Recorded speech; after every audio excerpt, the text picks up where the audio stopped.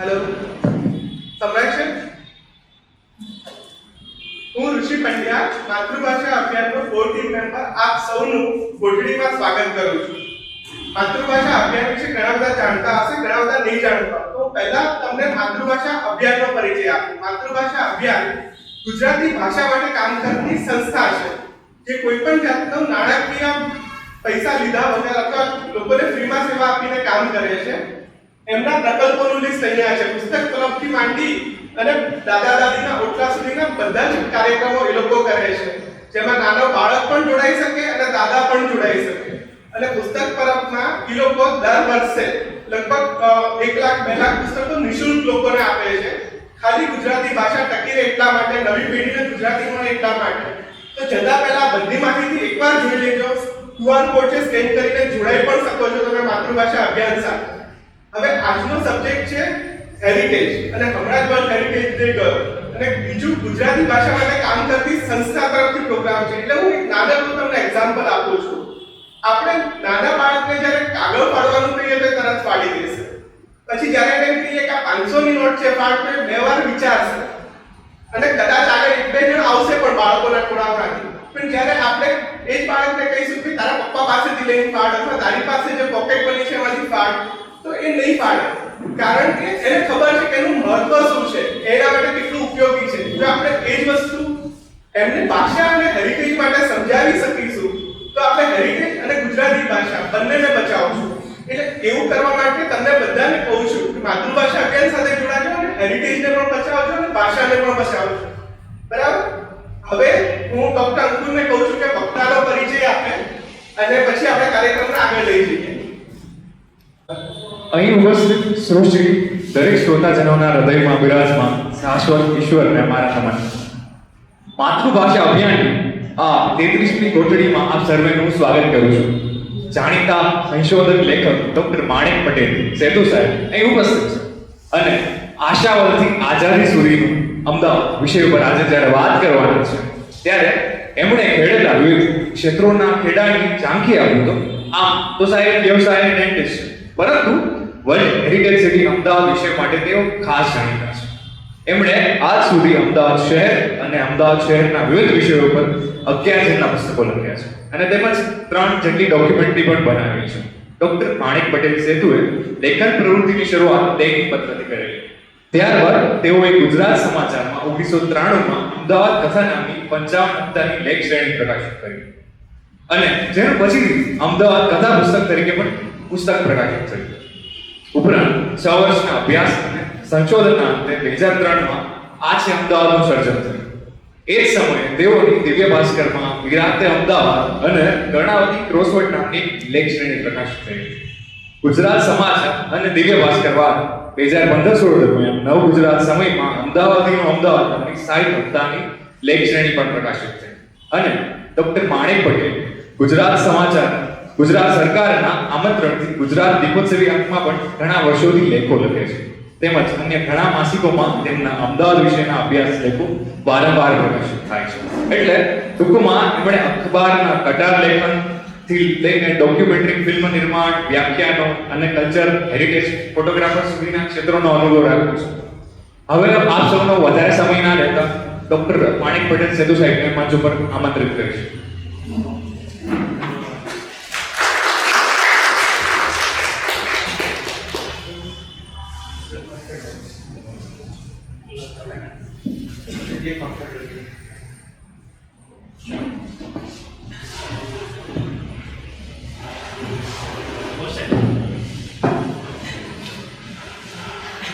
તો અમદાવાદમાં રસ ધરાવો છો એટલે બધા ઉપસ્થિત છો, એટલે સૌ અમદાવાદીઓને નમસ્કાર. સૌ પ્રથમ તો ઋષિભાઈ અને ભાવિનભાઈને મારે ધન્યવાદ કહેવા પડશે કે એમને મને અહીંયા ઉપસ્થિત રહેવાનો અમદાવાદ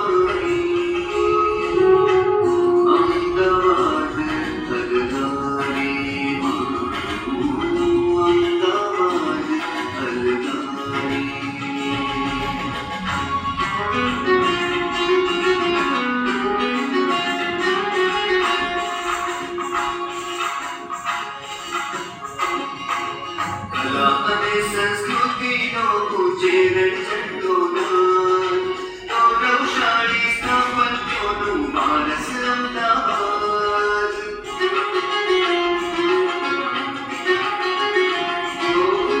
દેશભક્તિના ગુંજાનારા ચળવળના ઉઠાનારા પાંગર્યો અહીં મોહનનો ચરખો વલ્લભની સરદારી અમદાવાદ રંગારી મારું અમદાવાદ રંગારી અમદાવાદ રંગારી મારું અમદાવાદ રંગારી નોખા તેના રંગ રહે છે ખુશ્બુ તેરી પ્યારી પ્યારી અમદાવાદ રંગારી મારું અમદાવાદ રંગારી અમદાવાદ રંગારી મારું અમદાવાદ રંગારી અમદાવાદ રંગારી મારું અમદાવાદ રંગારી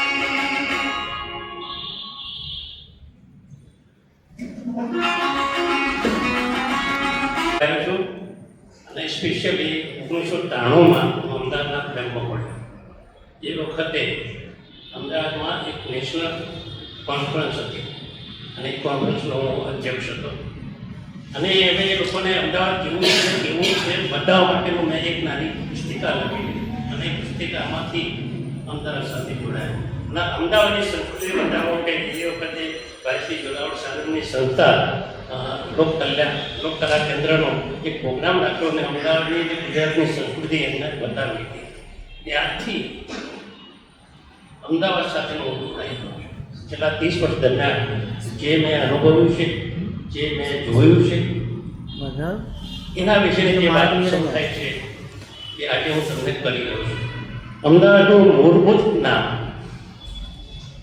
કહીએ એ પહેલાં 2010માં આપણા વડાપ્રધાન નરેન્દ્ર મોદીએ અમદાવાદમાં એટલે ગુજરાતની એક કોન્ફરન્સ રાખી હતી અને એ કોન્ફરન્સમાં નરેન્દ્રભાઈ એટલે મુખ્યમંત્રી તરીકે બોલ્યા હતા I would like to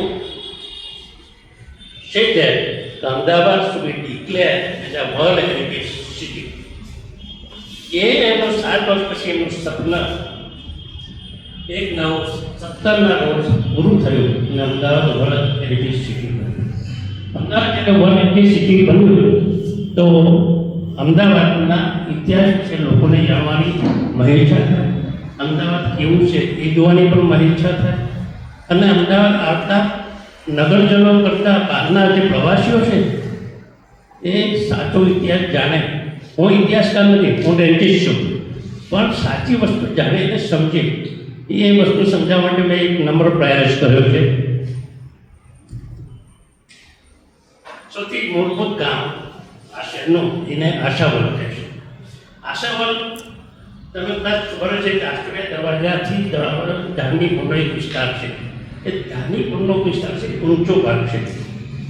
એમ કહેવાય છે કે આશાવલ ત્યાં વસેલું હતું અને એ જે ટીપો છે એ ઊંચો ભાગ છે એટલે ત્યાં આશાબેનનો ટીપો હતો અને એ ભાગ એક્સિડન્ટ હતું જમાલપુર દરવાજા સુધી ભાગને આશાવલ કહેવામાં આવતું અને એ આશાવલનો સ્થાપક આશાભીલ હતો. તો એ આશાવલ હતું તો એ સમયની પણ કંઈક સંસ્કૃતિ હજુ કંઈક છે ખરી? તો આ બીજો પ્રશ્ન ઊભો થાય છે. તો એ સમયમાં એક મંદિર આશા માતાનું મંદિર, માંડવીની પૂર્વમાં દેવની શેરીમાં રામનાથ મહાદેવનું મંદિર પણ છે અને રાયપુર દરવાજા પર રામનાથ મહાદેવનું મંદિર છે. આ ત્રણેય મંદિરો એ સમયના છે. આ મંદિર પછી આશાવલમાંથી રાજા કર્ણદેવ સોલંકી આવ્યો અને એને કર્ણાવતી નામ આવ્યું. પણ કર્ણાવતી શહેર જેવું નતું, પણ વાસ્તવમાં એક લશ્કરી થાણું હતું. અંગ્રેજી ભાષામાં કહે તો કેન્ટોનમેન્ટ વિસ્તાર. આ કેન્ટોનમેન્ટ વિસ્તાર એ સમયે એવું કહેવાય છે કદાચ આટલો આપણે ત્યાં છે, પણ એ વખતે જે વાસ્તવમાં કોચરબ ગામની આજુબાજુમાં હોવો જોઈએ એવું લાગે છે. તો કુચરા ગામમાં હોવાની શક્યતામાં ત્યાં ગામમાં ઘોષેલા મંદિર છે એ કુચરક માતાનું મંદિર હતું અને બીજું મંદિર કર્ણમુક્તેશ્વર મહાદેવ એ સારંગપુર દરવાજાની બહાર છે. સારંગપુર દરવાજાની બહારમાં જે આ મંદિર છે એમાં 12 રાજા સિદ્ધરાજનો રાજ્યાભિષેક કરવામાં આવ્યો હતો. એ એવું દ્રષ્ટિઓ મને પણ કીધેલું છે, બુકમાં પણ લખેલું છે.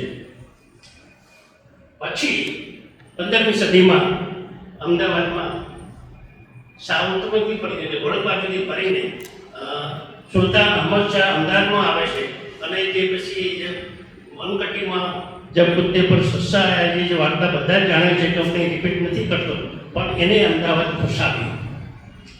એ વસાવવા માટે એને એના ગુરુની સલાહ લીધી અને બરાબર 20મી ફેબ્રુઆરી 1411ના રોજ 4 અહમદોની હાજરી અને 12 ફકીરો એટલે બાવાઓની હાજરીમાં એને અમદાવાદનો શું કહેવાય આપણે એના નકશો દોર્યો અને પાયા ખોદ્યા અને ખાટ મુહૂર્ત કર્યું એમ નક્કી થાય છે.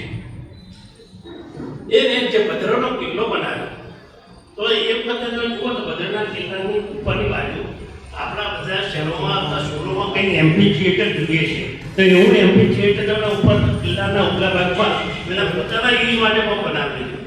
પછી ત્યાં દંડ આપવા માટે કે સજા કરવા માટે પણ ફાંસીનો મોચડો પણ બનાવેલો છે. આવું બધું જોવા મળશે ત્યાં ફાંસીનો મોચડો પણ ત્યાં પણ જોવા મળે. આવો આ ભદ્રનો કિલ્લો 43 એકર જમીનમાં 12 દરવાજાવાળો કિલ્લો હતો. આજે એનું ચિત્ર પણ ઘટી ગયું છે, પાછા બધું લાલ દરવાજા આવી ગયું છે, આ બાજુ વેરાપુરા જવાનો રસ્તો આવી ગયો છે એટલે કિલ્લાનો પોર્શન નાનો થઈ ગયો છે.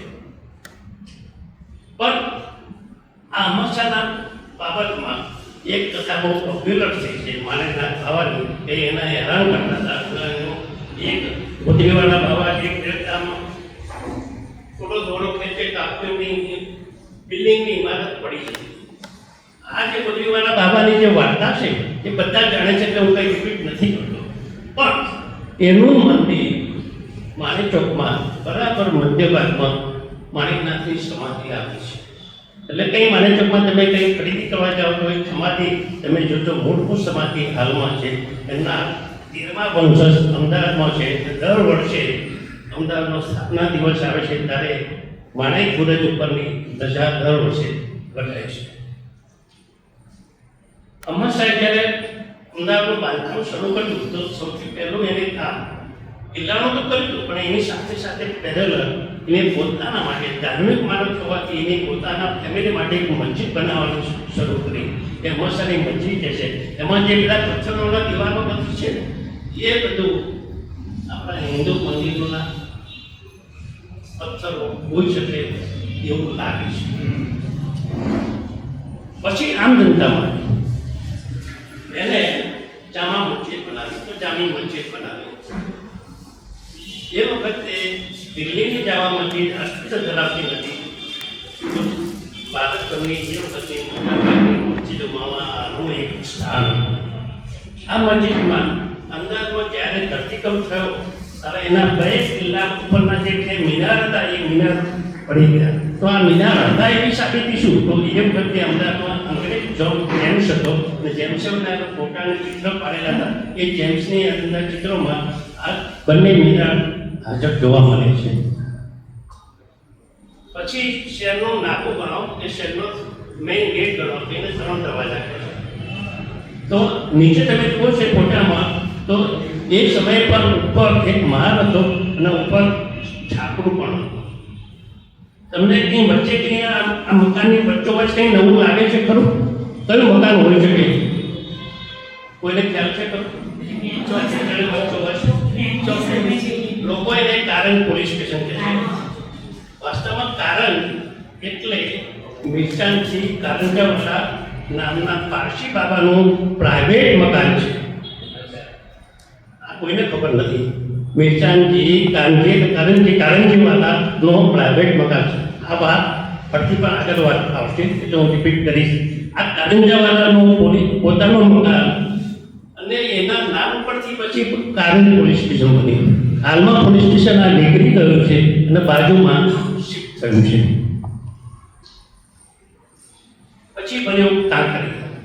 કાંકરિયામાં 2 પ્રકારની વાત ચાલે છે. કાંકરિયા કોને બનાવી? તો આ જે સુલતાનની બાબતો વાત છે તો ખુદબુદ્ધિને જ બનાવી એવું કહેવામાં આવે છે અને હોજે ખુદ પર કહે છે. એકા શાસ્ત્રીના મત મુજબ એ કાંકરિયા તળાવ કર્ણદેવ સોલંકીએ બનાવ્યું અને ખુદબુદ્ધિને એને રિપેર કર્યું એવું માને છે. તો વાત ગમે તે હોય તો કાંકરિયા નામ પડ્યું કેમ? કોઈને ખ્યાલ છે? જ્યારે રિપેરિંગ થતું હતું ત્યારે શાહ આલમના સાહેબ અંદર ફરતા હતા અને પગે બહુ કાંકરીઓ વાગી અને એ કાંકરીઓ વાગવાથી કાંકરીઓ વાગવાથી એટલે કાંકરી બહુ વાગે છે એવું બોલેલા ત્યાંથી એ કાંકરિયા નામ પડ્યું. શાહ આલમ બાબાના વખતે નામ પડ્યું શાહ આલમ. એની ત્રીજી પેઢી મોહમ્મદ દેગડો. મોહમ્મદ દેગડો અમદાવાદમાં આવ્યા પછી એની આજુબાજુ એના જે શાહી માણસો હતા એને બધા પરા વસાવ્યા. કારણ કે એ તો સારંગપુર છે, પછી દિલ્હી જવા જવાનું પોર્શન છે, આ બધા જે રીતે બધા પરા વસાવ્યા આનો ફરતે ફરતે કોટ બનાવ્યો અને દરવાજા બનાવ્યા. આ જે બધા દરવાજા જે બનાવ્યા છે એથી શહેર સુરક્ષિત બન્યું અને શોભાયમાન બન્યું. શોભાયમાન એટલે દરવાજા બનતા સરસ શહેર લાગવા માંડ્યું, સુરક્ષિત તો બન્યું. પછી એ સમયમાં રાણી રૂપમતી અને રાણી શિપ્રી અને આ મસ્જિદો ખરેખર ની કારીગરી જોવા જેવી છે. તમે આ જોશો તો બાજુમાં એના જે ઝરોખા છે ને, દુનિયાભરના ઝરોખામાં એમનું નોંધ લેવાય એવા ઝરોખા છે. ઇવન ઇંગ્લેન્ડમાં પણ ઝરોખા બનાવવામાં આવે છે. આ રેપ્લિકા ત્યાં પણ છે. અમેરિકામાં પણ આ રેપ્લિકા બનેલી છે. આ ઝરોખા બીજી નામમાં જોવો તો એ જમાનામાં સુલતાનો હિન્દુઓને સાથે પ્રણેલા હતા, જે જોધા અકબર અને હાલમાં એ પરંપરા પણ હજુ ચાલી રહી છે. મારે વાત ના કહેવી છે કે લાલ દરવાજા આગળ બીજી ઘરની સામે સીધી સાઈડની જાળી દુનિયાભરમાં જાણીતી છે એટલે મારે એના વિશે કશું કહેવાનું નથી. નરેન્દ્ર મોદી આ ભાઈ કોણ છે? નેક્સ્ટ માણસ જાપાનના વડાપ્રધાન. ત્રીજી જાણીતી જગ્યા છે સીડી બશીરની મસ્જિદ. આ મસ્જિદની અંદર એના જે બે મિનારા છે ને એ બે મિનારા પરથી તમે કોઈ પણ એક મિનારા પર જાઓ અને ખાલી વાત જોડવાની અને આમ ખાલી રહો તો બાજુનો મિનારો તરત થવા મળે છે. તો આ જે મિનારનું નામ પડે છે ઝૂલતા મિનાર. અને આ મિનારાઓની બધી હોવાથી પણ ધરતીકંપમાં પડી ગયા છે. પણ નસીબ જોકે અમદાવાદમાં આ ઇવન ત્રણ દરવાજા જામી મસ્જિદના જે દરવાજા મિનારા હતા ઝૂલતા હશે કે નથી પણ એ પણ ધરતીકંપના કારણે પડી ગયા. સુલતાન એક્સપાયર થયા પછીની વાત કરીએ તો એમનો રોજો, બાદશાહનો રોજો અને સામેની બાજુ રાણીનો હજીર. આ બાદશાહ પાક માણસ. પાક એટલે ધાર્મિક માણસ. દિવસમાં 5 વખત નમાજ પડતો માણસને પાક કહેવામાં આવે. નમાજ પડતો માણસ હોય એને પાક પવિત્ર માણસ કહેવામાં આવે. આ પવિત્ર માણસની યાદમાં દિવસમાં 5 વખત નોબત વગાડવામાં આવે. આ નોબતની પ્રણાલી આજે પણ ચાલુ છે. સામેની બાજુ રાણીનો હજીરો છે અને રાણીના હજીરો અત્યારે હાલમાં મહિલાઓ માટેની જે કલાત્મક કપડાં ગણો કે દાગીના ગણો એના માટેની ખૂબ જાણીતી જગ્યા બની છે. સુલતાનના સમયમાં શાહ આલમ નજીકના સગા હતા અને એમના ઇજ્જતછુ પણ હતા, એમના દરબારી પણ હતા. તો એમને પોતાનું શાહ આલમ જે આપણે દાણેજીપણાથી આગળનો પોર્શન છે ત્યાં એમને આ કોમ્પ્લેક્સ જોવા મળશે. એને શાહ આલમનો રોજો કહે છે. આવો જ એક રોજો સુલતાનના સગા અને સુલતાનના ગુરુ સંત અહમદ ખટ્ટુ ગંજ બંશ. આ સુલતાનના ગુરુનો રોજો છે અને એમાં આ જગ્યા બધાને ગમતી હતી પણ મહેમૂદ બોગડાને ખૂબ ગમતી હતી એટલે મહેમૂદ બોગડાએ એની પોતાની હાજરીમાં પોતાનો મસ્જિદ જેવું પોર્શન રોજો બનાવેલી છે અને મોહમ્મદ બેગડાની પણ કબર આમાં છે. પછી શરૂઆત થઈ મુગલ યુગ. તમને બધાને જ ખબર છે કે મુગલ યુગ અમદાવાદમાં અકબર આવ્યો તો અકબરનો એ બધે મહિમા ખૂબ પ્રચલિત થઈ ગયો હતો અને વગર લડાઈએ અમદાવાદ સરેન્ડર થઈ ગયું. વગર લડાઈએ અમદાવાદ સરેન્ડર થયું. પણ થોડા જ દિવસોમાં પાછો બરવો થયો અને પાછું સુલતાનનું રાજ પાછું આવી ગયું. પછી ફરતી અકબર અમદાવાદમાં આવ્યો. અમદાવાદમાં આવ્યો ત્યારે બરાબર વાસણામાં જ્યાં આજે ફતેવાડી વિસ્તાર કહીએ છીએ ત્યાં સુલતાનો અને મુગલો વચ્ચે યુદ્ધ થયું અને યુદ્ધમાં જે જગ્યાએ અકબરને ફતેહ મળી, અકબરની જીત. આ કિલ્લાનું બાંધકામ એના જે નવરત્નો હતા ને એમાં નવરત્નો પૈકીનો એક સંગીતકાર ગીતકાર એનું નામ હતું રહીમ ખાન. રહીમ ખાનને અહીંયા એનો શોભક તરીકે એનો પદવી આપી અને શોભા તરીકે પદવી આપતા એને અહીંયા એને ચાર્જ કર્યો અને સરસ મજાનો લગભગ 15 ઓરડાઓનો મહેલ બનાવ્યો. સરસ બાજુમાં ગાર્ડન બનાવ્યું અને આ મહેલનું નામ ફતેહબાગ પેલેસ છે. અત્યારે તમે જગ્યા જુઓ ખંડેર થઈ ગઈ છે પણ તમને ખબર પડે કે મોટું અદ્ભુત છે. જ્યારે અમદાવાદમાં જહાંગીર આવ્યો તો જહાંગીરે આ પેલેસની વિઝિટ લીધી હતી એના વાઇફ સાથે, નૂરજહાં સાથે. અને આ રહીમ ખાનની દીકરીએ ખેરુનિશાએ એટલો બધો ગાર્ડન સરસ બનાવ્યો હતો. ઉનાળાનો સમય હતો પણ બધું શક્ય ન બનતા બધું એને આર્ટિફિશિયલ બનાવ્યું. અને જહાંગીરે આમ એમાં ફળ લટકતું જોયું તો ફળ મોંમાં નાખી ખાધું તો કાગળના ડૂચા જેવું લાગ્યું. તો સોરી એવું ખેરુનિશા એની દીકરી કીધું કે સોરી બાદશાહ સાહેબ એ નકલી છે પણ તમારા માનમાં મેં અસલી જેવું લાગે એવું સર્જન કર્યું છે. પણ જહાંગીરને તો ગરમ ના થયો, ઉપરથી ખુશ થયો અને એને થોડા કામ પણ લખ્યા હતા ઇનામ તરીકે. એટલે આની સાબિતી માટે જહાંગીર અહીંયા આવે તો અને આ પેલેસ સરસ હતો એનો પુરાવો છે. પછી જહાંગીર આવ્યો. જહાંગીરની બાબતમાં જ્યારે અમદાવાદમાં આવે ને તો તે પહેલાં આ બાજુથી આવે તો મણિનગર બાજુથી એટલે એ બાજુથી આવે ત્યારે એટલે કાંકરિયા પહેલાં આવે તો કાંકરિયામાં રાત રોકાયો અને કાંકરિયાથી એ ધામ તમામ ગણીનું સ્વાગત થયું અને પછી પાછા બાજુ આવેલા. પણ એ વખતે કિલ્લો આપણો બદરનો કિલ્લો તૂટી ફૂટી ગયેલો હતો પણ પછી એને રહેવાની શરૂઆત ખાનપુરમાં કરી. એ વાત હું આગળ કરીશ. એની વાઇફ નૂરજહાં આ એક જ લેડી છે જેણે અમદાવાદનો વહીવટ સંભાળ્યો હતો.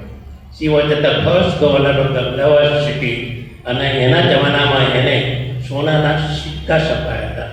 કદાચ તમે શહેરમાં જાઓ તો દોશીવાલાની પોળ છે, કંસારની પોળ ત્યાં જાણીતી પોળ છે કંસારની પોળ જેમાં જહાંગીરનો સિક્કાનો કારખાનો હતો અને આખો એમાં કામ કરતો હતો એઝ અ મિન્ટ માસ્ટર તરીકે. હા, આખો એમાં કામ કરતો હતો મિન્ટ માસ્ટર તરીકે. આ બધી જે વાતો છે ને ખરેખર સાચી છે. આપણે આમાં વાર્તા તરીકેની વાત નથી કહેતો. જેમાં વાર્તા છે હું એની વાર્તા જ કહીશ. જ્યારે આખો એમાં કામ કરતા એને ડિસમિસ પણ કરવામાં આવે તો પણ એને પણ પછી લઈ લેવાનો આખો સાચો હતો. પણ દેશીની ઉંમર આખા દેશીની ઉંમર આખા ભગતની ઉંમર અખાની પોળ છે ને એ મૂળ જેતપુર ગામનો પણ અમદાવાદમાં આવી નોકરી કરતો હતો. મૂળ જેતપુર ગામનો પણ અમદાવાદમાં આવી સ્થાયી થયેલો. પછી તો અખાની બધી ઘણી બધી વાતો છે બરાબર. પછી એ જમાનામાં શાહજહાંએ જે પેલેસ બંધાવ્યો એનું નામ શાહીબાગ પેલેસ કહે છે. નવાઈની વાત એ છે કે શાહીબાગ પેલેસમાં શાહજહાં એક પણ દિવસ રોકાયો. કોઈને ઘટના ખબર છે તો કહું. શાહીબાગ પેલેસમાં, thank you very much, Shahibag palace તૈયાર થતા એનો ઓપનિંગ સેરેમની થઈ રહ્યું હતું ત્યારે જે બનાવ્યા છે એ લોકોએ એનો જે મેઇન ગેટ બનાવ્યો, તો મેઇન ગેટ એટલો નીચો હતો તો બાદશાહે પોતાનું માથું આમ નીચું નહોતું. દેટ વોઝ નોટ એને મંજૂર નહોતું. એટલે કે બાદશાહ માથું નીચું નાખવું એટલે બાદશાહ ત્યાંથી પાછો કર્યો. પણ આ શાહીબાગ પેલેસમાં સમય મુજબ એમાં અંગ્રેજો પણ રહ્યા હતા અને અંગ્રેજો એક વખતમાં આપણો હિન્દુસ્તાની પણ આ મહેલમાં ઓફિસર તરીકે રહ્યો. નામ બોલશો? રવિન્દ્રનાથ ટાગોરના મોટા ભાઈ સત્યેન્દ્રનાથ ટાગોર અમદાવાદમાં મેજિસ્ટ્રેટ હતા અને એ મેજિસ્ટ્રેટના નાતે રવિન્દ્રનાથ ટાગોર નાના ભાઈ તરીકે એ પહેલાં મારે એક રૂમ છે એ તમે જાણો તો તમે જોજો, એમના નામનો એક રૂમ પણ નાખવામાં આવ્યો છે સ્મૃતિમાં. રવિન્દ્રનાથ ટાગોર આ પેલેસમાં હતા. ગુજરાત સરકાર બની અને ગુજરાત સરકારે આમાં સરદાર વલ્લભભાઈનું મ્યુઝિયમ બનાવ્યું અને એ મ્યુઝિયમ આજે જોવાલાયક છે. અને આ મ્યુઝિયમનો પાછળ ખર્ચો 30 કરોડ રૂપિયા થયો છે. પણ તમે એમાં સરદાર વલ્લભભાઈનું ગૌરવ થાય એટલી બધી સામગ્રી જે 560 નજરાણા જે ભેગા કર્યા હતા અને જે બધી એની દાસ્તાન છે, સરદારની ભેટો છે, સરદારનો લોટો છે, સરદાર એલ્યુમિનિયમના વાસણો વાપરતા હતા, એ બધી વાત જ્યારે એક્સપાયર થયા હતા 360 રૂપિયા એમના ખાતામાં મળતા. એ સરદાર તમને અહીંયા જોવા મળશે. એવો એક મહેલ, ચાંદાસ બ્રસ મહેલ અમદાવાદમાં હાલમાં તમને જોવા નહીં મળે. થોડા વર્ષો પહેલાં સુધી એની ઉપસ્થિતિ હતી. થોડા વર્ષો પહેલાં શાહજહાં આ મહેલમાં રહેતો. શાહજહાંએ આ મહેલ બંધાવ્યો. આ મહેલ એટલે બરાબર તમને સિચ્યુએશન કહું, લોકેશન કહું તો આ જે કામા હોટલ છે, કામા હોટલથી લાલ દરવાજા બાજુ આવવાનું. હાલમાં લેમન ટ્રી નામની હોટલ છે, લેમન ટ્રી. એ લેમન ટ્રી એટલે ત્યાં શાહજહાં પેલેસ. આ જે પેલેસમાં જે ફોટો છે બાજુમાં નાના બાજુ, એમાં એક સમયે અંબાલાલ સારાભાઈ ભાડે રહેતા હતા અને અંબાલાલ સારાભાઈનો પરિવારમાંથી મોટા બેટા જન્મ અહીંયા થયો. એ જે અંબાલાલ સારાભાઈ મોટા બેટા આ વખતે જે મકાનમાં જે રહેતા હતા એ એમને પુષ્પત મહેલ લીધેલો પિક્ચર છે. આ ચાંદાસરજ મહેલ વાસ્તવમાં અંગ્રેજ સરકાર વખતે મેં જે અગાઉ એક નામ કહ્યું એ નામ મેંચાણજી કારંજાવાલાના ખરીદે અંગ્રેજ સરકાર પાસેથી. અને મેંચાણજી કારંજાવાલા એ પારસી બાવો છે. એની 4થી 5મી પેઢી, કારંજાવાલાની 4થી 5મી પેઢી પારસી બાબા કોલોની એટલે કાંકરિયામાં રહેશે. એમના પાસેથી બધી મેં આ માહિતી મેળવેલી છે. એ કારણવાળી 4થી 5મી પેઢીના લોકો અમદાવાદમાં રહે છે, તો એમની પાસેથી માહિતી મેં મેળવેલી છે કે આ પેલેસ અમારો હતો અને છેલ્લો 1987માં કે 86માં એક હોટલ લોકોને વેચ્યો અને હોટલે જે હાલમાં જે બની છે તેને લેમન ટ્રી હોટલ કહે છે. મુગલ બાદશાહના સમયમાં એ જ વખતે આઝમ ખાન નામનો એક સુબો હતો અને આ સુબાને આપણે જે ભદ્રનો કિલ્લો છે એની બરાબર બાજુમાં આઝમ ખાનનો એ વખતે આપણે એને મેં કહીએ છીએ. વાસ્તવમાં આઝમ ખાને એને સરાય નામ કહ્યું. સરાય એટલે ધર્મ રાજા. આ શહેરમાં આવતા લોકો માટે, પોતાના માટે, પરિવાર માટે આ સરાય બનાવી હતી. વાસ્તવમાં આપણે એને આઝમ ખાનનો પેલેસ કહીએ છીએ. બાજુમાં દેખાય છે બરાબર. આપણો ભદ્રકાળીનું મંદિર છે ત્યાંથી શરૂ કરો, મોટના મકાનો થાય ત્યાં સુધી આ પોર્શન છે. અહીંયા જે મકાન છે એમાં ભદ્રનું આપણું ભદ્રકાળીનું મંદિર છે. પણ આ ભાષા અથવા શુભો રંગીલો હતો એટલે સ્વભાવનો ખરાબ હતો. તમારે તો એક આપણી કવિતા કદાચ તમે સાંભળ્યો છે, ગરબો એક સાંભળ્યો છે. ગરબામાં એ છે, બહુ તમે ના ચાશો બાદશાહ બળો મિજાજી. એટલે બાદશાહ સારો ન હતો. એટલે હો તમે આ બદલો ના જશો, કિલ્લો જોવા ના જશો, તેનો બાદશાહની નજર ખરાબ છે. પણ આ બાદશાહ એ વખતે જેને પોતાના મહેફિલમાં પાંચસો નાકાની 8 જેટલી નર્તકોનો બોલાવી હતી, તે નોંધી આવી. એટલે પછી સૈનિક દ્વારા ઉપાડવામાં આવી અને બરાબર મહેફિલ વચ્ચે 8-8નો કાપી નાખવામાં આવેલા. એનો એક સાક્ષી ફ્રેન્ચ મુસાફિર મેન્ડેલ્સો અમદાવાદમાં હતો અને આ નોંધીને મેન્ડેલ્સોએ એના પુસ્તકમાં લખ્યું છે. એ સમયે અમદાવાદમાં જે લોકો આ શહેરને રાજનગર કહે છે, આ શહેરને રાજનગર, એટલે આ રાજનગરમાં એટલે અમદાવાદના ઘણા કોટ વિસ્તારની અંદર સૌથી નગર શેઠ શાંતિદાસ ઝવેરીએ મુગલો પાસેથી જમીન મેળવીને અને બરાબર સરસપુર જવાના રસ્તા ઉપર 51 દેરા ચિંતામણી દેરાસર બનાવ્યું. 51 દેરા જેવું આપણે હાલમાં 51 દેરાવાળું ત્યારે હશે ક્યાં આવી દિલ્હી જેટલા છે એવું દેરાસર એના કરતાં પણ સારું એ વખતે ત્યાં બનાવ્યું. પણ ઔરંગઝેબ રાજાએ અને બાદશાહે આ દેરાસરને તોડી નાખ્યું, ભ્રષ્ટ કરી અને સમય જતાં આજે એનું અસ્તિત્વ નથી. પણ આ દેરાસરની ઘણી વાતો, ચિંતામણી દેરાસરની ઘણી વાતો બધા જે પરે ડિજિટલ જે મુગલના સમયમાં આવ્યા એમના પુસ્તકોમાં જોવા મળે છે. આ ઔરંગઝેબ ધાર્મિક જનોની હતો. એટલે અમદાવાદમાં ઘણા રાયટોની શરૂઆત એના વખતથી થયેલી છે. પણ નગરશેઠનું પોતાનું એક મહત્વ, દિલ્હી સાથે એના સંબંધો હતા. એટલે આ નગરશેઠને ઘણા પ્રમાણો પણ મળ્યા હતા અને એક પછી એક એને વારસામાં પણ નગરશેઠનો હોદ્દો મળ્યો હતો. એમાંના એક ખુશાલચંદ લક્ષ્મીચંદ ઝવેરી. જ્યારે અમદાવાદમાં મરાઠાએ આવ્યા અને આ ઝવેરી એટલે આ નગરશેઠે એને પૈસા આપીને 2 લાખ રૂપિયા આપીને માઠાઓને પાછા આ નગરશેઠનું કામ છે. પછી મેં વાર્તાથી ઘણી લાંબી છે પણ અત્યારે સમયના અભાવ નથી કહેતો. પણ આ બધી પરંપરા છે એમાં આઝાદી મળી ત્યાં સુધી ચાલુ હતી. આ મુગલ યુગમાં આટલા બધા પડેલા બધા અમદાવાદમાં આવ્યા હતા. પોતપોતાની પ્રવાસ નોંધમાં આ બધું જ જોવા મળે છે. પછી યુગ શરૂ થયો અને આ યુગ શરૂ થયો. મરાઠામાં તો 2 પ્રકારના મરાઠા, પુનાના અને બરોડાના.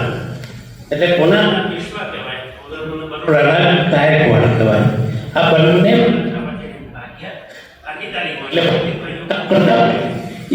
આ શાસન શરૂ થયું અને એ સમય દરમિયાન આ ગાયકવાડની હવેલીનું નિર્માણ થયું. એ સમયે રઘુનાથ ગાયકવાડ એક ફરમાન બહાર કરેલું અને એ ફરમાન તમને 3 દરવાજા ઉપર આ લખેલી મળશે. આપણા ભારત સરકારે હમણાં જ પાસ કર્યું છે કે માણસ મરી ગયા પછી એને વારસામાં જેટલો પુરુષોનો હક હોય છે એટલો મહિલાનો હક હોય છે. એવું હમણાં સરકારે પાસ કર્યું. પણ ગાયકવાડ સરકારે એ જમાનામાં મહિલાના હકનો જે જાહેરનામું બહાર કર્યું તે આ શિલાલેખની અંદર બહાર પડ્યું. રઘુનાથ ગાયકવાડ. અદભુત વાત છે. પણ આ મરાઠાના વખતમાં અમદાવાદનો વિકાસ અટકી ગયો. ખૂબ વસ્તીવાળો અમદાવાદનો વિકાસ અટકી ગયો. વસ્તી ઓછી થઈ ગઈ. પણ એનું કારણ એ જ હતું કે મરાઠા અમદાવાદને બહુ હેરાન કરતા હતા. અમદાવાદીઓને પૈસા પડાવવાનો ધંધો હતો. એમાં એક રંગનાથમાં કરશનદાસ દેવરાવ સેલો નામનો એક છોકરો પુના તરફથી આવ્યો અને એ રંગીલો હતો અને આખો દિવસ એ જ મજાની મસ્તીમાં રહે અને જ્યારે આની અને પાછો ખરાબ કેટલો કે ઇવન ગાયકવાડની હવેલી પણ એને કબજામાં લીધેલી. અને પછી આ હવેલીને લીધી એટલે પછી ત્યાં ગાયકવાડ પુના સાથે કરાર કરે, બધું આ નક્કી કરે. પછી અહીંયા ગાયકવાડે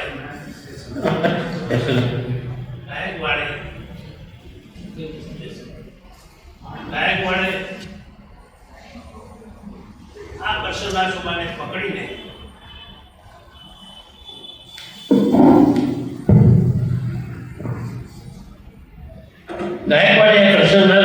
પકડીને પુના મોકલ્યા.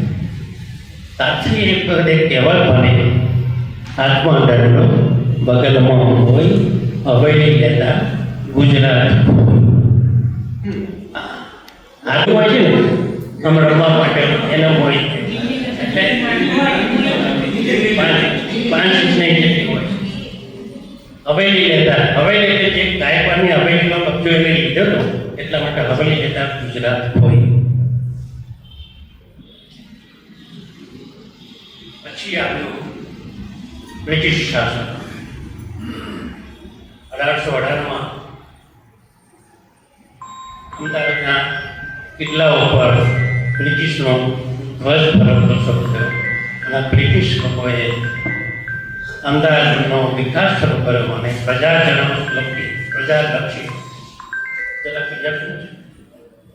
પ્રજાલક્ષી કાર્યો કર્યા. એમાં સૌથી પહેલું કામ અંગ્રેજે કામ કર્યું કે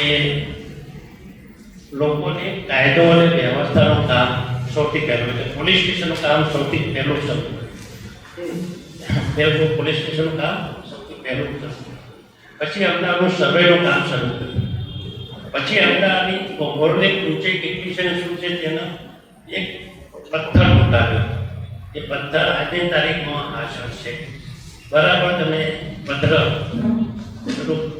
પંચાયતનું મકાન હાફ રાઉન્ડ મકાન છે તો હાફ રાઉન્ડ મકાનની બાજુમાં સામેની બાજુ ખુલ્લી જગ્યા છે. એ ખુલ્લી જગ્યાની અંદર આટલો ઊંચો એક પથ્થર છે. એના પર 1907 લખેલું છે અને બેન્ચ માર્ક અમદાવાદ GTS છે. અમદાવાદની ઊંચાઈ 86 ફૂટ દરિયાથી છે એવું ત્યાં લખેલું છે.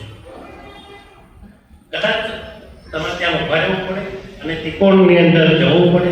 પથ્થર ત્યાં હાલમાં છે. આ તારીખમાં રહેલી છે બેન્ચમાં. બરાબર આ પ્રમાણે મકાન છે પંચાયત એની સામે ના બાજુ દરવાજાનું મોં છે એની સામેની બાજુ બહુમાળી મકાન છે એટલે એક્ઝેક્ટ વચ્ચો વચ્ચો. પછી બીજું કામ રેલવે સ્ટેશન શરૂ થયું. પછી એરિસન્સ બંધાયો. વિક્ટોરિયા ગાર્ડન બંધવામાં અમદાવાદ નેશનલ કોર્પોરેશનની સેવાઓ શરૂ થઈ. સિવિલ હોસ્પિટલ શરૂ થઈ. હાલની આ બધી જગ્યાઓ અસ્તિત્વ ધરાવે છે. અહીંયા જે વિક્ટોરિયા ગાર્ડનમાં જે સ્ટેચ્યુ હતું રાણી વિક્ટોરિયાનું એ સ્ટેચ્યુ ઉપાડીને હાલમાં પાર્ટી મ્યુઝિયમમાં મૂકવામાં આવેલું છે અને બાકી બધી વસ્તુ હાજર જ છે. પણ જે વાત કરીએ તો જે પહેલો જે બ્રિજ બંધાયો બધા જાણે છે લકડીઓ બોર્ડ જે છે લાકડાનું એનું સ્ટ્રક્ચર હતું. વાસ્તવમાં ઊભું સ્ટ્રક્ચર સિમેન્ટનું હતું, ઉપરનું સ્ટ્રક્ચર લાકડાનું હતું. મારે ફિલ્મમાં એ લોકલનું સ્ટ્રક્ચર લાકડાનું સ્ટ્રક્ચર મેં બતાવેલું છે. અંગ્રેજ સરકાર વખતે અંગ્રેજ સરકારના પૈસાથી અને એમની હાજરીમાં સ્વામિનારાયણ મંદિર બંધાવ્યું. એનું કારણ એ છે કે સ્વામિનારાયણ જે ભગવાન જે હતા જે બાંધનાર સંત હરિ એ સારા ધાર્મિક હતા, સારા સમાજ સુધારક હતા એટલે એમને જમીન મફત આપી હતી. અને એ પોતે અંગ્રેજ સરકાર એમના ઇનોગ્રેશનમાં હાજર રહ્યા હતા અને સ્વામીજી પોતે મૂર્તિનું સ્થાપન કર્યું. એ સમયે એક પાછું અતિસિંહના ડેરા બંધાયા અને શેઠ હઠીસિંહ બાંધવાનું શરૂ કર્યું કામ ત્યારે એ જ વર્ષમાં શેઠ હઠીસિંહ એક્સપાયર થયા અને એમના પત્ની એ શેઠાણીએ આખું દેરાસર પૂરું કર્યું. બધી ઘણી બધી વાતો છે, એના વિશે હું નથી કહેતો.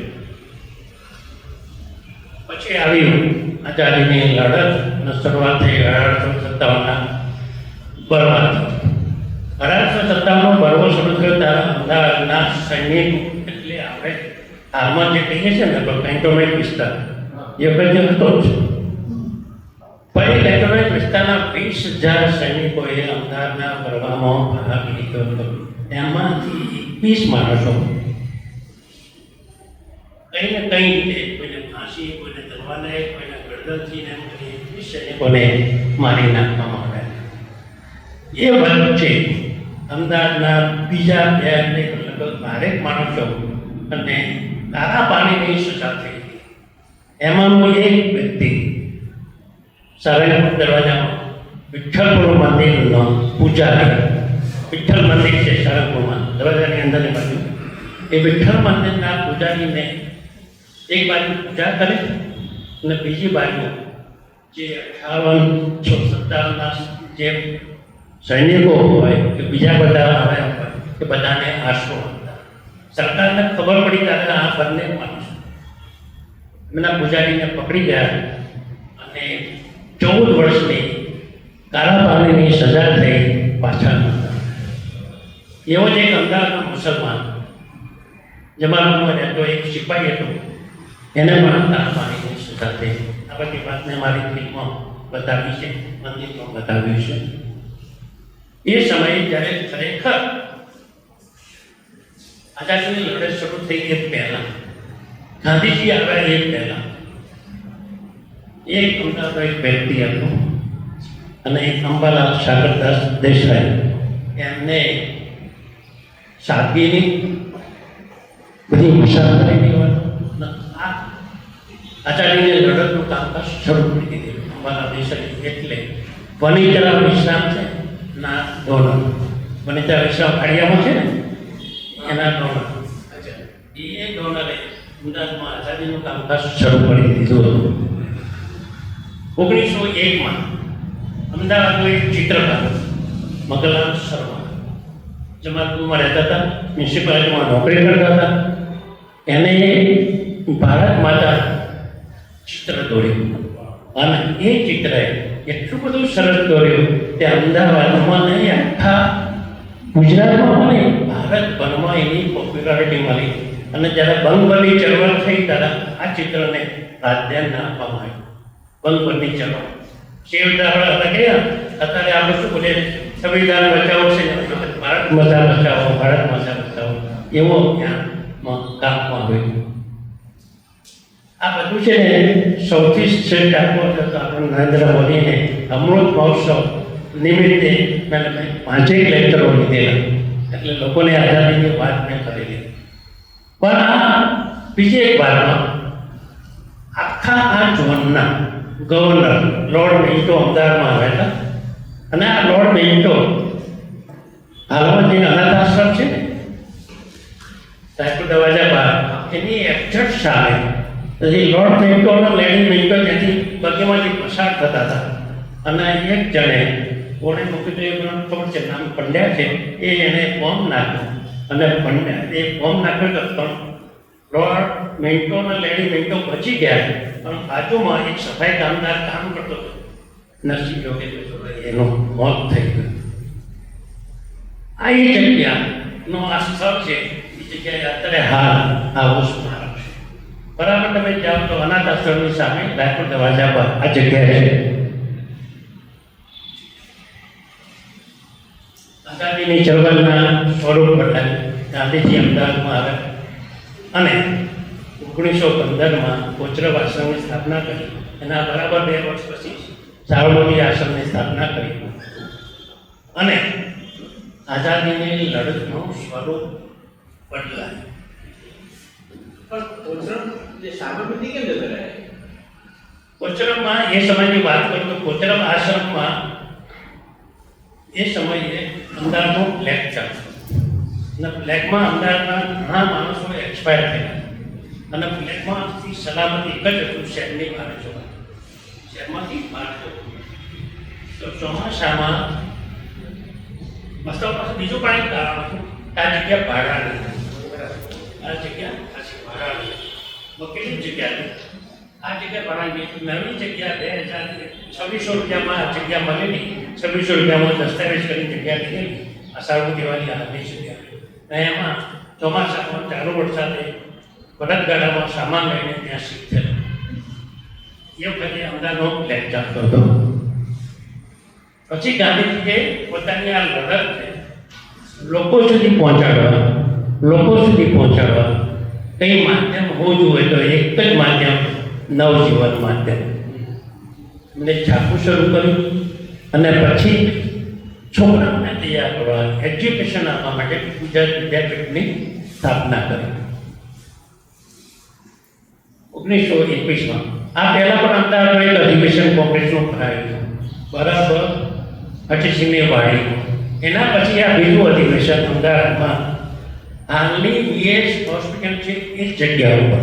વીએસ હોસ્પિટલની બરાબર એન્ટ્રી મતલબ તો એક ગાર્ડન છે અને એ જે ગાર્ડન છે એના પર ભાઈ અંકોર છે.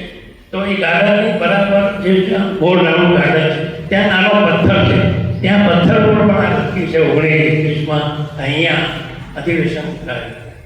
અને આ અધિવેશનની જવાબદારી સરદાર વલ્લભભાઈએ લીધી અને અધિવેશનમાં ખાદીના કપડાથી બનાવેલું તંબુ, ખાદીના તકેથી બનેલું આખું એક્ઝિબિશન, ખાદીના કપડાથી બનાવેલો ચરખો ગાંધીજીએ રેંટિયાવાળો ચરખો પ્રથમવાર અમદાવાદમાં રજૂ કર્યો. પ્રથમવાર this is the historical event of the સાવર. પછી 1920માં મહાત્મા ગાંધીજીએ ઇંગ્લિશ છાપું યંગ ઇન્ડિયાની અંદર લેખો લખવા મળ્યા ને એમાંના 3 લેખો એવા ભડકાઉ હતા.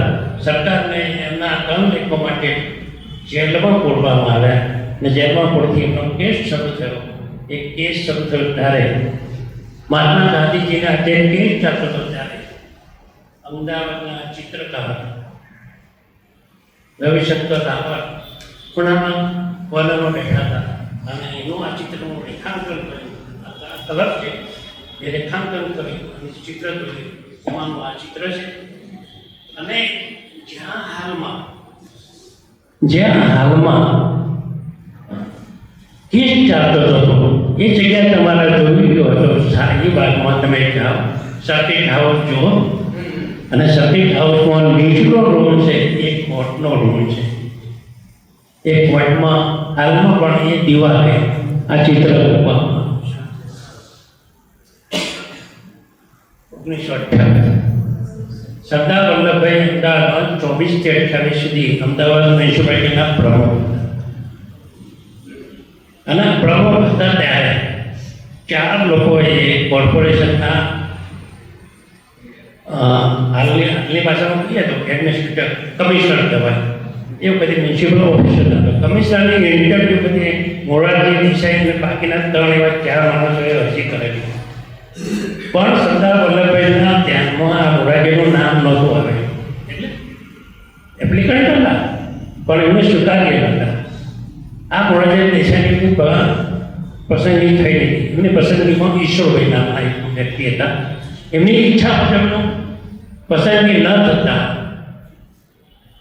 એ વખતે સરદાર વલ્લભભાઈએ એમ કહ્યું કે મારો માણસ નહીં આવે તો હું રાજીનામું મૂકી દઈશ. સરદાર વલ્લભભાઈએ એ દિવસે રાજીનામું મૂક્યું અને બારડોલી સત્યાગ્રહની રજા પકડાવી અને ગાંધીજીના કહેવાથી બારડોલી સત્યાગ્રહની જવાબદારી સંભાળી. એ સફળ થયો, સરદાર બન્યા અને દેશભરના સરદાર બન્યા. બારડોલી સત્યાગ્રહથી સરદારની દેશભરના સરદાર બન્યા. તો વીએસ એવું સ્થાન શું ભાઈ વીએસ પીએસ હોસ્પિટલ હા વીએસ હોસ્પિટલની વાત કરવી છે. તો વીએસ હોસ્પિટલ તો હમણાં જ બંધાઈ 1930માં સરદારની હાજરીમાં. સરદારની હાજરીમાં જ બંધાઈ 1930. આ જે અઠવાડિયું છે ને અમદાવાદમાં મોટો મહોત્સવ છે ને આઝાદીના પર્વ જેવો મહોત્સવ દરરોજ રાત્રે એલિવેટરના પુલના નીચે દરરોજ રાત્રે ગાંધીજી ભાષણ કરતા.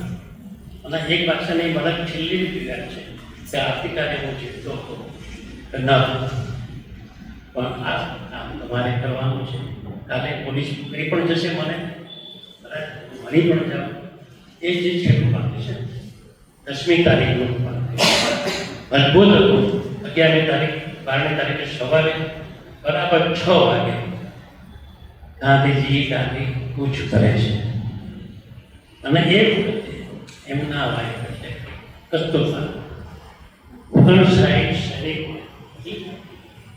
યાત્રામાં જોડાયેલા 59 સૈનિકોને તિલક કરે છે. વૈષ્ણવ વચન તો તેને રે કહીએ કૂચ શરૂ થાય છે. એ પહેલા આશ્રમમાં છોકરો બીમાર. કૂચ શરૂ થાય પહેલા થોડી મિનિટો કાઢીને છોકરાની ગાંધીજીને ખબર કાઢી આવે છે. અને ખબર કાઢી દીધા પછી આશ્રમમાં કૂચમાં જોડાય છે.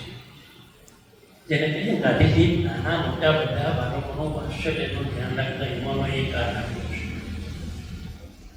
અહીંથી બહાર નીકળતા જે હાથમાં જે બાજુમાં ઊંઘ છે ને એ ત્યાંથી કૂચ શરૂ થઈ હતી. એટલે એને દાઢી બીજ કહે છે. બાજુમાંથી ત્યાંથી પછી જયપુરથી આગળ જાય છે. આગળ જતા ભાટ ગામ આવે છે. અને ભાટ ગામે એક પ્રસંગે ગાંધીજી બોલે છે, હું કાગડાને મોતે મરીશ, પુત્રના મોતે મરીશ, પરંતુ સ્વરાજના આશ્રમમાં મરીશ. ગાંધીજી આ સંકલ્પ કરે છે. વાસ્તવમાં બધા જ એમ માને છે કે ગાંધીજી પછી અમદાવાદમાં આવ્યા નથી. આમ લખ્યું છે ને આશ્રમમાં ફરીશ. વાસ્તવમાં ગાંધીજી 16 વખત અમદાવાદમાં આવ્યા હતા. એમ અને લગભગ 80 દિવસ મારા ઘરથી મેં કીધું રિસર્ચમાં લખ્યું 80-81 દિવસ અમદાવાદમાં રોકાયા. પણ જુદી જુદા પ્રસંગો. અને એનો ખુલાસો એમને નવજીવનમાં કર્યો હતો કે ફરીશ નહીં એટલે આશ્રમમાં રાત રોકાય નહીં. એવી જાતનું મેં એમને એક્સપ્લેનેશન આપ્યું હતું. આશ્રમમાં રાત રોકાય છે. આટલા બધા રોકાણો દરમિયાન ગાંધીજી આશ્રમમાં રાત રોકાયા નહોતા. એ રીતનો એમનો ખુલાસો હતો. એ નવજીવનમાં એમને આપ્યો. પણ આ સાબરમતી કે સંત પર જે મેં ફિલ્મ બનાવી છે તેના માટે ગાંધીજી સાથેનું બધા ઘણું સંશોધન કરવું છે. અને ગાંધીજી અમદાવાદમાં જ્યાં જ્યાં રહેતા જે જગ્યાએ રહેતા એ બધી જગ્યાઓ મેં એનું ડોક્યુમેન્ટેશન કરેલું. એટલે આ બધું મને આ શબ્દો ક્યાં બોલ્યા હતા, શું બોલ્યા હતા, બધું મેં રિસર્ચ કરેલું. 1942 દિલ્હીની મુંબઈની દરિયા કિનારે ગાંધીજીએ લેક્ચર આપ્યું, ક્વિટ ઇન્ડિયા, હિંદ છોડો, કરેંગે યા મરેંગે. અને જે પછી જે અમદાવાદમાં થયું, તોફાન થયા ના થયું એ 1942. અને આ 1942માં અમદાવાદમાં એક ડેન્ટિસ્ટ જયંતિ ઠાકોર, મને જ્યાં સમય મર્યાદા છે કે બોલો, ચાલુ રાખો. અચ્છા, એટલે તમે મને બ્રેક મારવાનું કે 1942માં આ ડેન્ટિસ્ટ શુભો તરીકે ઓળખાતો. અને એ જે ઓર્ડર કરે અમદાવાદના બધા જ નગરજનોએ ફોલો કરો. એમ કે આવતીકાલે તમારે 10 રૂપિયા આ જગ્યાએ પહોંચતા કરવાના છે. તો લોકો લાઈનમાં ઊભા રહીને 10 રૂપિયા આપવા લોકો ઊભા રહે. આ જગ્યાએ મીટિંગ છે તો લોકો ઓટોમેટિક મીટિંગ કરે. આનો એક શબ્દ કોંગ્રેસ પત્રિકામાં છપાય અને કોંગ્રેસ પત્રિકામાં એનો એક છુપા જેવો એનો હોય છે. અને સરકારનો જીવતા પકડી લાવે એવોનો જાહેરનામું હતું પણ પકડાયા હતા. અને કદાચ એની યાદગીરી જોઈ છે તો આપણા હાઈવે ઉપર એક એમનો સેક્ટર ચાલે છે વસંત નેચર ક્યોર, એ એમનો સ્થાપ્યો છે વસંત નેચર ક્યોર હાઈવે ઉપર. બીજો નંબર સૌથી પહેલો ખૂન ઉમાકાંત ખડિયારમાં થયું. સૌથી પહેલો ખડિયારમાં થયું ગોળીબારમાં. પછી વિનોદ કિનોડીવાલા ગુજરાત કોલેજમાં વિનોદ કિનોડીવાલા શહીદ થયો અને આ એક ખાંભી છે. આ ખાંભીમાં તમે જોશો તો એનો જે છે ગુજરાત કોલેજમાં તમે જાઓ તો આ જોવા જેવી જગ્યા છે. એનું સ્થાપન થયા પછી એનું વિમોચન કરવા માટે કહો કે એનું ઉદ્ઘાટન કરવા કહો કે પછી એનું જે રિલીઝ કરવા કહો, બિહારથી જયપ્રકાશ નારાયણ અમદાવાદમાં આવ્યા 10મી ઓગસ્ટ 1947. બરાબર 5મા દિવસે આપણો દેશ આઝાદ થયો. બરાબર 5મા દિવસે આપણો દેશ આઝાદ થયો. એની જ રાતનો આ ફોટો છે. સરદાર વલ્લભભાઈ ડિક્લેર ડોક્યુમેન્ટ થયા. એ વખતના અમદાવાદના 2 માણસો હાજર છે. મેં સ્ટેજ ઉપર બોલ આજે પણ અમદાવાદના 2 માણસો દિલ્હીમાં છે. એ જ માણસો 2 માણસો. બીજો માણસ કોણ છે મને કલ્પો કે માવડાકર દાદા એક્ઝેક્ટલી છે. અમદાવાદના 2 માણસો સરદાર વલ્લભભાઈ અને માવડાકર દાદા એ વખતે ડોક્યુમેન્ટ થયા. 14મી ઓગસ્ટ રાત્રે 12:01 ઉપર સહી થઈ અને અમદાવાદ અંગ્રેજોએ જાહેર કર્યું અમદાવાદ એટલે ગુજરાતને ભારત દેશ આઝાદ થાય છે. 12:01 એટલે 1 મિનિટ થઈ એટલે આપણો દેશ 15મી ઓગસ્ટે આઝાદ થયો. એ જ દિવસે 14મી ઓગસ્ટે પાકિસ્તાન બન્યું. 2 દેશો સ્થાપિત થયા. અને એ સમયના રેલવેનો ગુજરાત સમાચાર છે. ભદ્રના કિલ્લાના ઉપર જે રોશની કરવામાં આવી હતી એ સમયનો આ પિક્ચર છે. અમદાવાદ પછી તો ગુજરાત રાજ્ય બન્યું. થોડું ટૂંકમાં કહ્યું જરા ગુજરાત રાજ્ય બન્યું. ગુજરાત બોમ્બે પ્રાંતમાં ગુજરાત ને બોમ્બે મહારાષ્ટ્ર 2 ભેગા થયા. કચ્છને કેન્દ્ર સરકારનું રાજ્ય બન્યું. સૌરાષ્ટ્રને સરકાર રાજ્ય બન્યું. એટલે આપણા ગુજરાતમાંથી 3 જુદા જુદા રાજ્ય બન્યું. કચ્છ સ્વતંત્ર રાજ્ય અને કેન્દ્ર. સૌરાષ્ટ્ર આપણું ગુજરાત અને મહારાષ્ટ્રને ભેગું થયું એટલે એનું નામ પડ્યું દ્વિભાષી મુંબઈ રાજ્ય. 1956 આપણું પોતાનું રાજ્ય સ્થાપવા માટે લડાઈ શરૂ થઈ. મહાગુજરાતનું આંદોલન થયું અને 1960 મે તારીખ 1 ગુજરાત રાજ્ય બન્યું અને પોલિટેકનિકમાં એનું સચિવાલય બન્યું. અને જે ગુજરાત બન્યું એમાં મહારાષ્ટ્ર જુદું બન્યું અને આ ગુજરાતમાં આપણું ગુજરાત, સૌરાષ્ટ્ર અને કચ્છ 3 ભેગા થયા અને એનું બન્યું. આપણા બધા લોકોની ઈચ્છા હતી કે આ મહાગુજરાતનું આંદોલન છે તો આપણા રાજ્યનું નામ પર મહારાષ્ટ્ર મહાગુજરાત નામ આપો. આપણા જો નસીબ સારું નહીં મહાશબ્દ જતો રહ્યો. મહાશબ્દ મહારાષ્ટ્રમાં ગયો અને આપણે ગુજરાત બન્યું. અને રવિશંકર રાવલે ગાંધી આશ્રમમાં એનું આપણે શું કહેવાય ઉદ્ઘાટન કર્યું ગુજરાત મહારાષ્ટ્ર ગુજરાત. અને આજે અમદાવાદ આપણા દેશનું સૌથી વધુ વિકાસ પામતું ડેવલપ થઈ છે. ઘણા લોકોએ ડેવલપ કરી છે પણ મારી દૃષ્ટિએ 1914થી આ શહેરનો વિકાસ એક વ્યક્તિથી વિશેષ જરૂર છે અને મારે કબૂલ ન સ્વીકાર. જય જય કવિ ગુજરાત, જય જય અમદાવાદ.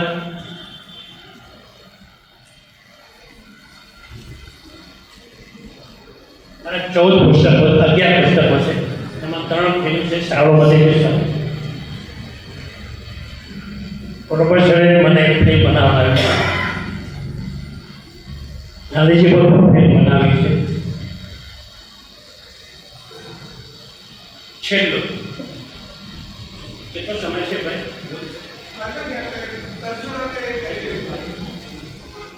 છેલ્લી ફિલ્મ બનાવી છે. આને જરા તમે કોઈની ઈચ્છા હોય તો શેર કરી શકો છો. થોડા દિવસોની અંદર મારી ફિલ્મ આના પર રોકાશે એટલે સીધી ફિલ્મ તમને જોવા મળશે. પણ ભાઈની રજા લઈને ફક્ત 2-5 મિનિટ તમને બતાવું. પછી એની ઈચ્છા એવી છે કે તમે મને ગમે તે પ્રશ્ન પૂછી શકો. 2 મિનિટ માટે બતાવો.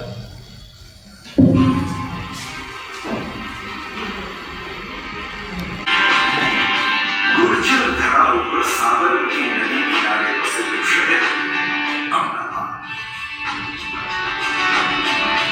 જેમાં 600 થી વધુ વર્ષોની શહેરની વિરાસત ખીચડી જોવા મળે છે.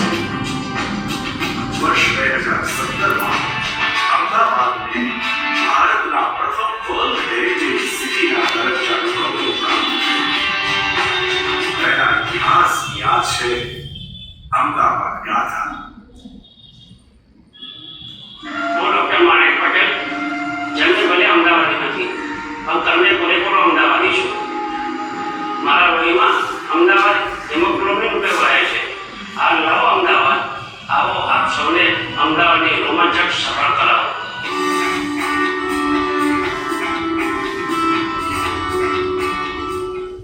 અમદાવાદને જોઈએ અને જાણીએ એ પહેલા તેના ભવ્ય ભૂતકાળની ઝલક મેળવીએ.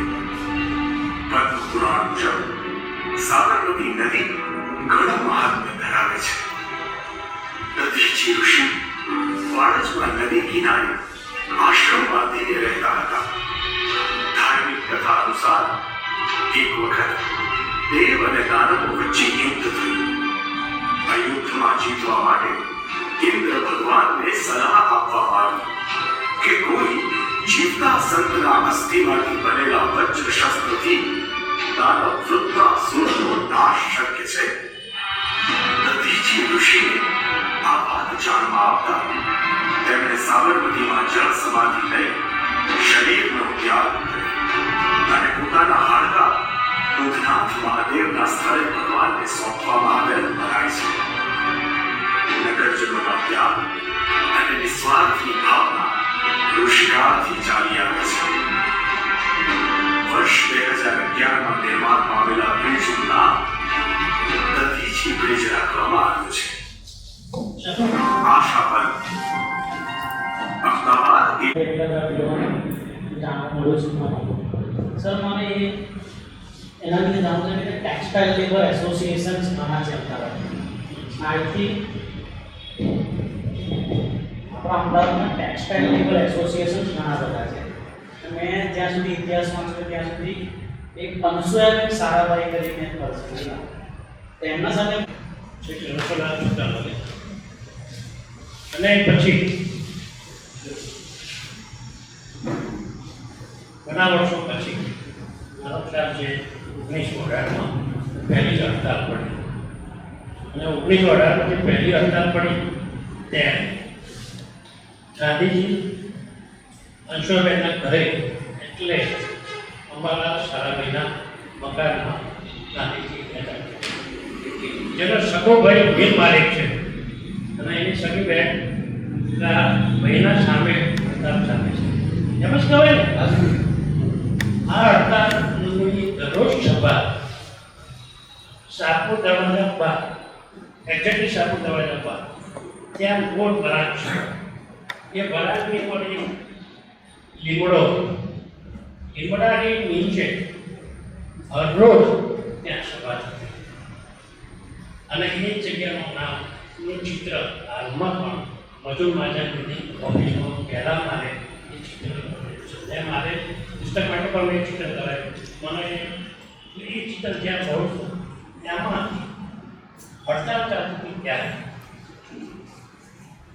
અને હડતાલનું સમાધાન કરવા માટે ગુજરાત કોલેજના એક પ્રોફેસર પાઘડીવાળા મારી ઉંમરથી નામ જલ્દી યાદ આપતું નથી આનંદશંકર ધ્રુવ ત્યાં અંગ્રેજીના પ્રોફેસર હતા અને એમની લવાદીમાં એ સમાધિ નીકળાય એ લોકો મજૂરો 50% પગાર માગતા હતા.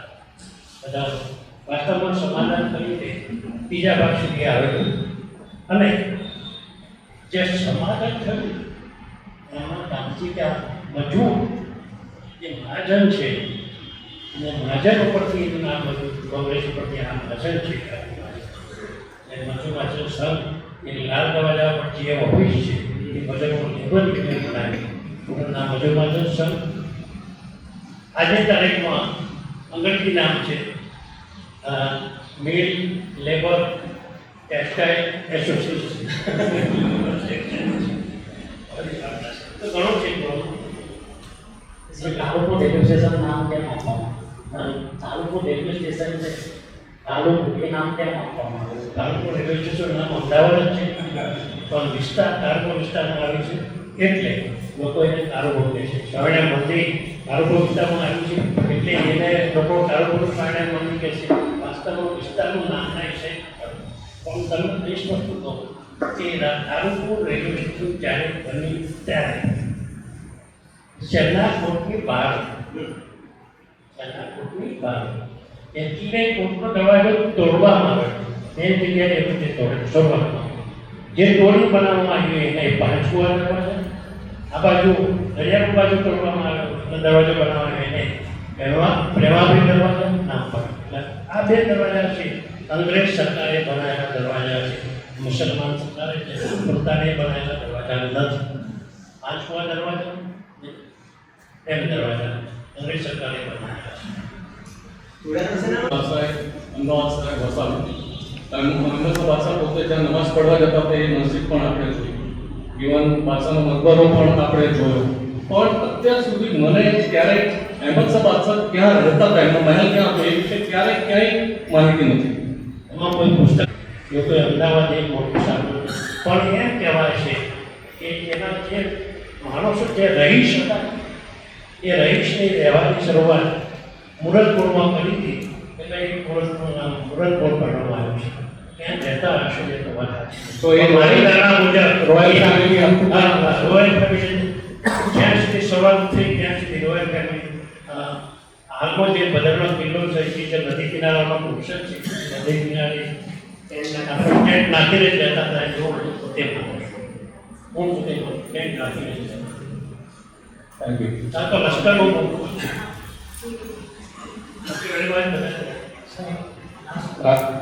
નમસ્તે સર. આ સાહેબ મારું નામ મિલન છે.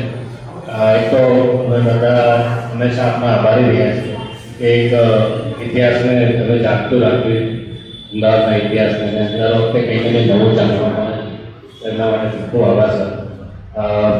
બીજું એ તમે પૂછો તો સર કે બહુ અવારનવાર સરખેજ રોજગારી હા સર.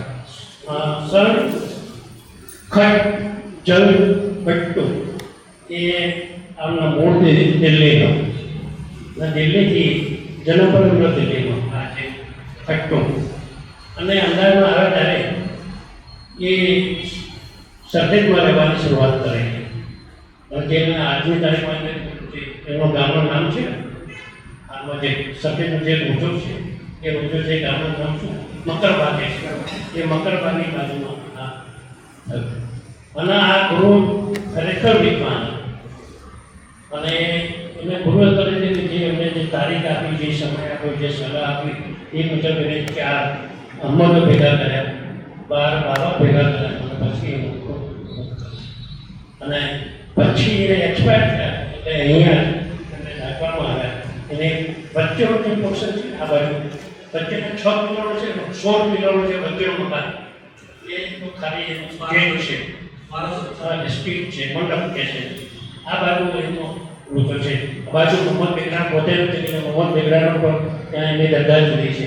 પણ આ એક અમદાવાદનો મુસલમાનને માટે આપણે જેમ કાશીનું સ્થળ કહીએ છીએ પવિત્ર સ્થળ કાશી, તો મુસલમાનો માટે સરખેજનો રોજો ખૂબ પવિત્ર સ્થળ છે.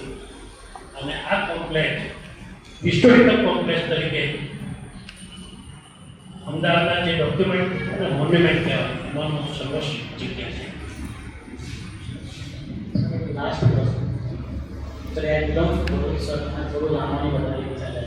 સર આપણે લાલ દરવાજા છે, લાલ દરવાજામાં એક લકી હોટલ, લકી હોટલના વચ્ચે દરગાહ છે સર એના માટે કંઈક ઇતિહાસ કંઈક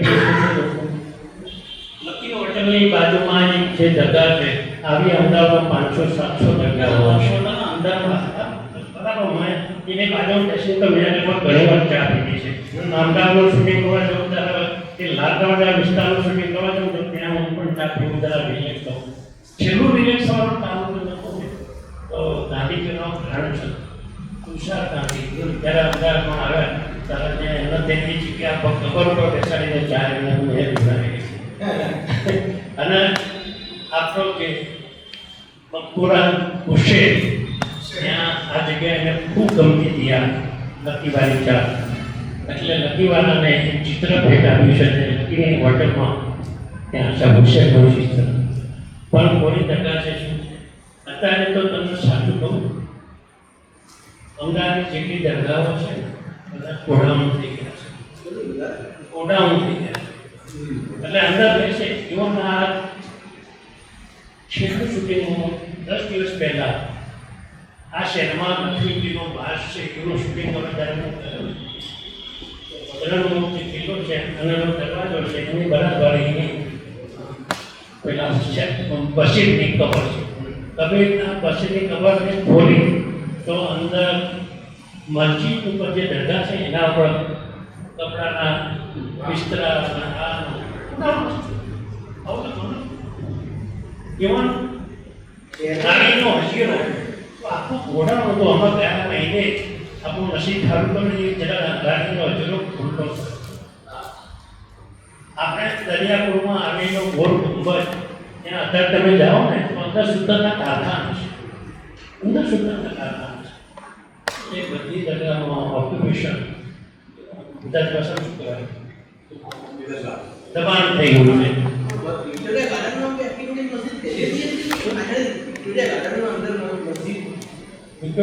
પછી મને દેખાતું કે પાછળના ભાગમાં મસ્જિદ છે. હા, એન્ડ ઓફ મસ્જિદ છે. કેટલી મસ્જિદો અમદાવાદમાં છે? જીતુભાઈ શાહ, દાદા જીતુભાઈ શાહ જીતુભાઈ બોલો.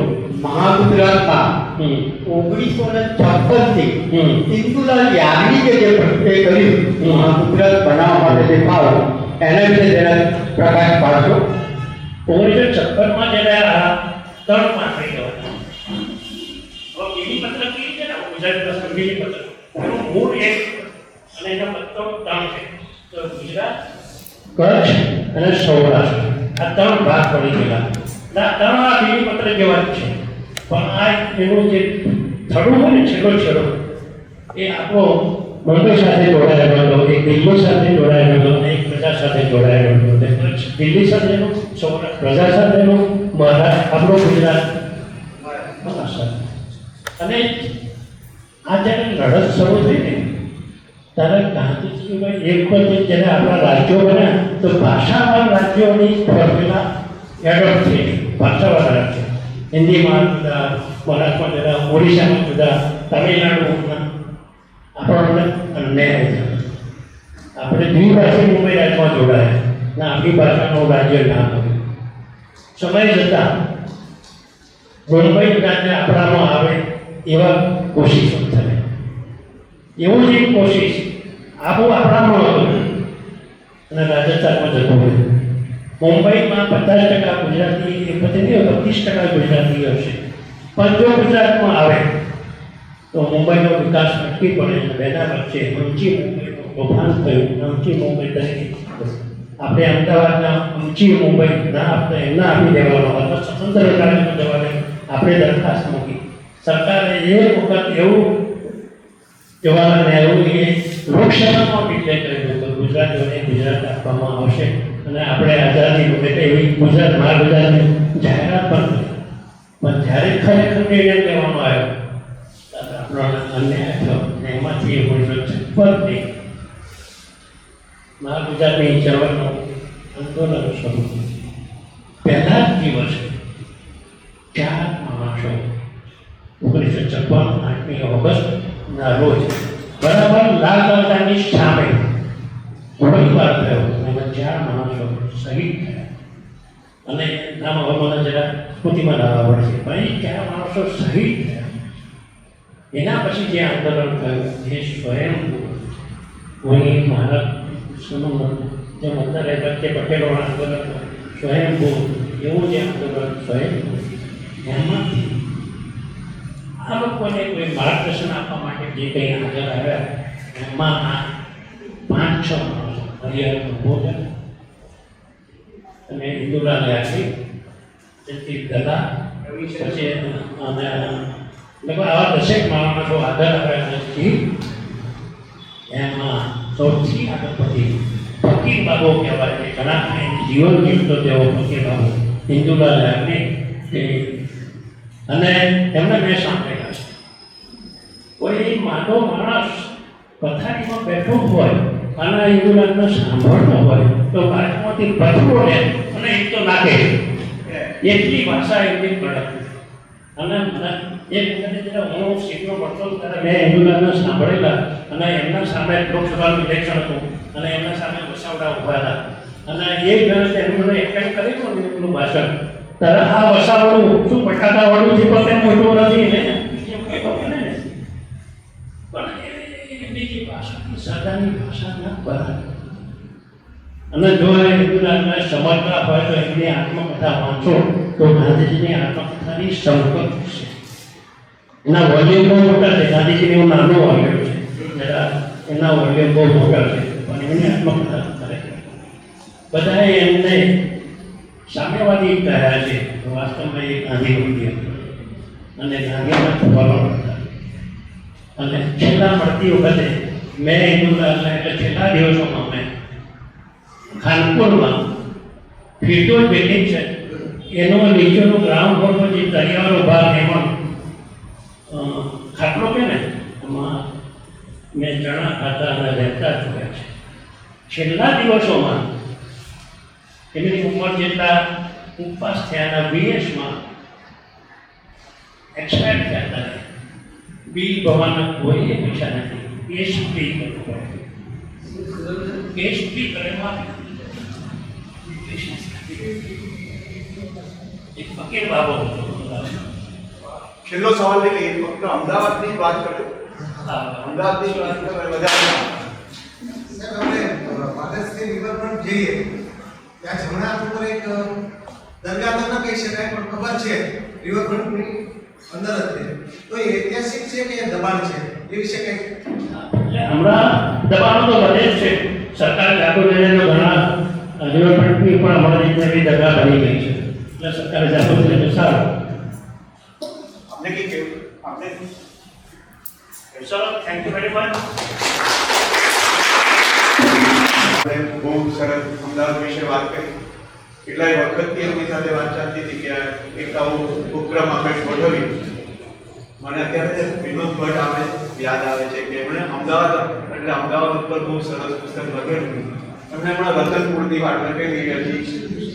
વાત કરતા હતા ત્યારે યાદ આવતું હતું કે રતનપુરમાં મહિલા યુનિવર્સિટી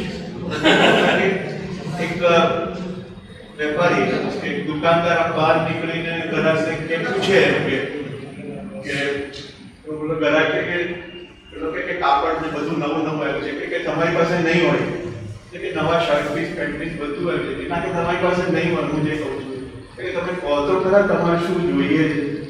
એટલે પેલા ભાઈ કે સોના છૂટા ખરા છે. એ વખતે સોની નોટ ચાલતી હતી. આપણે એક કિલો મીઠું આપો. એટલે વિનોદભાઈ એ વખતે બહુ સરસ અમદાવાદ પરનું પુસ્તક લખેલું. આપણને ઘણી બધી જાણકારી સાહેબ પાસેથી મળી. એમનો અભ્યાસ બી એકદમ સરસ છે. આટલી મોટી સંખ્યામાં લોકો આવ્યા એનો બી આનંદ છે. અમારી સાથે જોડાયેલા નવા બે વ્યક્તિઓની ઓળખાણ કરાવું. એક ડૉક્ટર અંકુર છે કે જે અમારી અમારા ટીમમાં જોડાયા.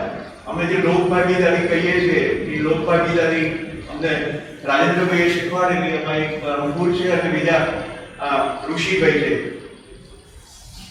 એ ઋષિભાઈનો પણ અમને સાથ મળે છે. એટલે અમને એવું લાગે છે કે અમે એકલા નથી અને આ પ્રવૃત્તિ થતી રહે છે. આપણે દાદાને કહીએ કે એમના હાથે અંકુરને પુસ્તક આપે. આવો સાહેબ જોડાવરસિંહ ભાઈ છે.